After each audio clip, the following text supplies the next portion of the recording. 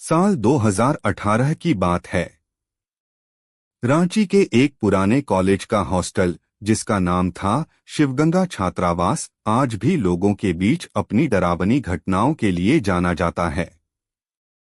खासकर कमरा नंबर 13, जिसे हॉस्टल के लड़के मनहूस कमरा कहा करते थे। शुरुआत। नए सेमेस्टर में कुछ नए छात्र आए, जिनमें से एक था राहुल, जो दिल्ली से आया था। उसे कोई भी कमरा नहीं मिला, सिवाय कमरा नंबर 13 के। बाकी छात्र उसे समझाते रहे कि उस कमरे में रहना ठीक नहीं, लेकिन राहुल एकदम निडर था। उसने सबकी बातों को अंधविश्वास समझा और वही कमरा ले लिया। पहली ही रात राहुल को अजीब अजीब आवाजें सुनाई देने लगीं, जैसे कोई लड़की रो रही हो। कभी कभी दरवाजे पर दस्तक, लेकिन बाहर कोई नहीं। उसने सोचा कि शायद ये सब उसकी थकान और नए माहौल की वजह से हो रहा है। डर का साया।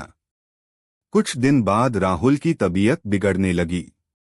वह नींद में चीखने लगा, दीवारों पर खुद से बातें करने लगा।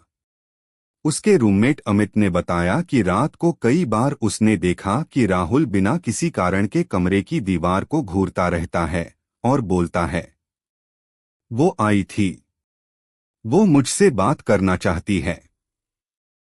सच्चाई का खुलासा।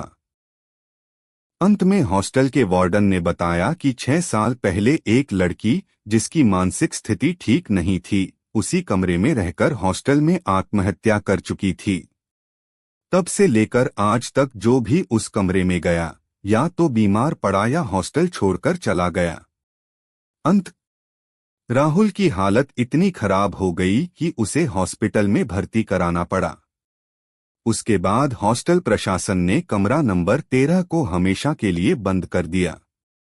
लेकिन आज भी कई छात्रों का मानना है कि रात के वक्त उस कमरे से कभी कभी लड़की की सिसकियों की आवाजें आती हैं।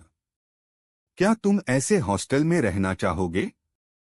अगर चाहो तो मैं इस कहानी का दूसरा भाग भी बना सकता हूं, जिसमें कोई और उस कमरे का ताला खोलता है।